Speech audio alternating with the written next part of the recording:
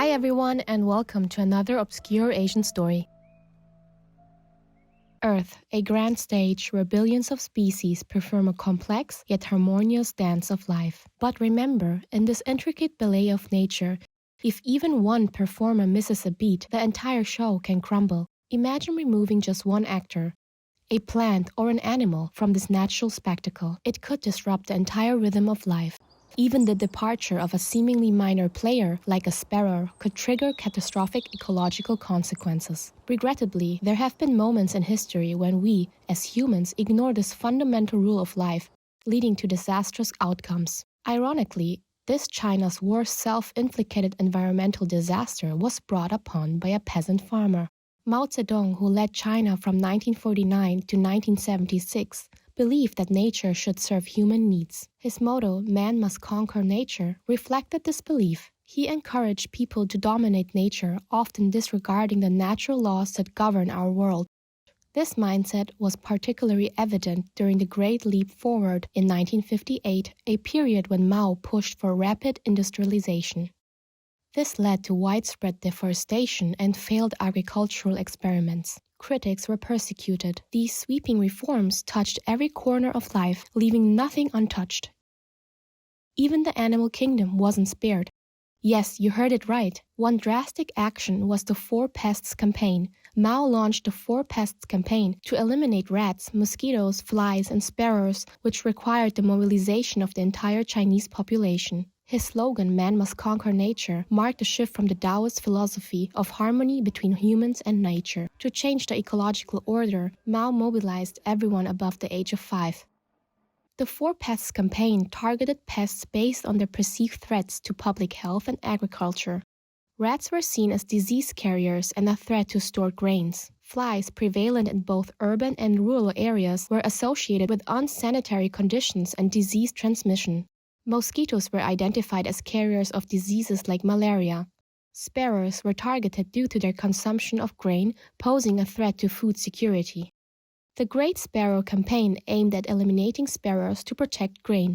People were urged to kill sparrows, leading to the death of millions. What followed was simply horrifying.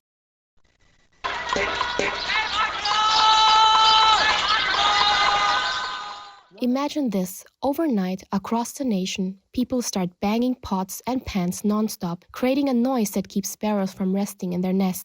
The nests are destroyed, the birds are killed, and the sparrows are forced to flee their homes in search of safety. This is also what Soviet scientist Mikhail Kloshko witnessed. He was in Beijing at that time and was suddenly awoken by the thunderous sounds of drum and a woman's frantic shouts. He was staying in a hotel, and soon the entire hotel staff, from housekeepers to bellhops to translators, joined in the chaos. Even children get involved, armed with slingshots and stones. From this day onward, every morning at 5 a.m. in Beijing, the radio would broadcast the song, "Arise, arise, 0 millions with one heart."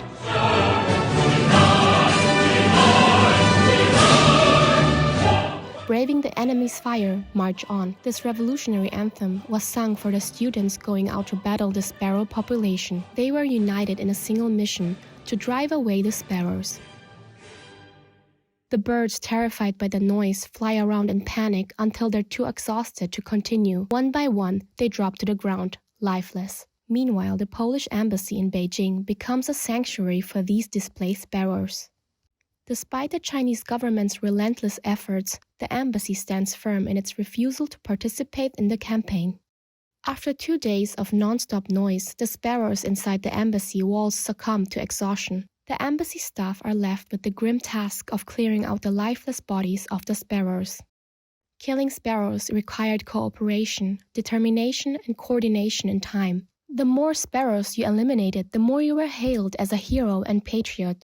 There are preserved images of people holding bunches of lifeless sparrows, standing in long queues leading to a government official desk. Their deeds were meticulously recorded in a hefty ledger. Other images reveal trucks loaded with the bodies of these tiny creatures. The exact number of sparrows that perished during this time remains unknown. Chairman Mao Zedong believed he was saving the country 4 pounds of rice per sparrow each year. But his actions led to an unforeseen ecological disaster. You see, sparrows aren't just grain eaters. they're also natural predators of insects, including locusts that damage crops. By removing sparrows from the ecosystem, Mao inadvertently allows the locust population to explode, leading to devastating consequences for China's agriculture.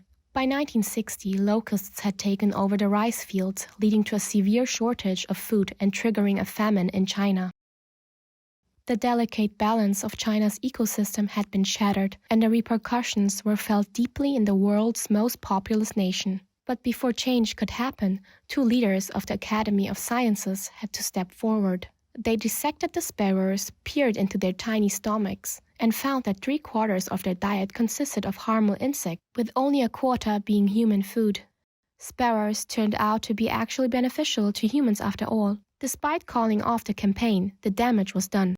A combination of the increase in insects, deforestation, misuse of pesticides, poor agricultural policies, change from food harvest to steel production, and bad weather led to a devastating famine. In a desperate bid to restore balance, the People's Republic of China imported a whopping 250,000 sparrows from the Soviet Union. Once the sparrows were reintroduced into the ecosystem, they played a crucial role in controlling the locust population, preventing further damage to the crops. But the campaign didn't stop there. The focus shifted from sparrows to a new target, bedbugs. The fight against pests continued, marking a new chapter in this ecological saga. It remains unimaginable how a tiny bird, lighter than your average smartphone, becomes the unexpected trigger for the most devastating famine in history. Mao Zedong, in his quest to eliminate what he considered insignificant pests, overlooked the crucial role of this small creature, the humble sparrow. While the official death toll is 15 million, some estimates suggest that as many as 55 to 78 million people may have starved to death. The famine was so severe that there were reports of cannibalism. This tragic period, known as the Great Famine, is still a sensitive topic in China today. The devastating consequences make it obvious how small changes can potentially impact and disrupt our ecosystems. The most heartbreaking part of this tragedy is that many of the deaths could have been avoided. Despite barren fields, there was enough food stored in large grain warehouses to feed the entire nation. But the government didn't distribute it. The sparrow extermination wasn't the only factor leading to the famine and subsequent deaths. In 1960, a severe drought hit the country. Additionally, the government implemented new farming methods that failed miserably. The root cause was the communist government's policies and actions, which prevented the distribution of grain to those in need and concealed the crisis. They also harshly punished anyone who dared to question the situation. In the winter of 1960 to 1961, the government discovered how bad the situation had become and began to import grain and food from the West in efforts to rebuild the population. China has consistently downplayed the causes and effects of the Great Famine, officially referred to as the 3 years of difficult period or 3 years of natural disasters. Let's just hope that its lesson in history, the Chinese government won't forget about any time soon. That's all for today, guys. Thanks for watching and see you next time!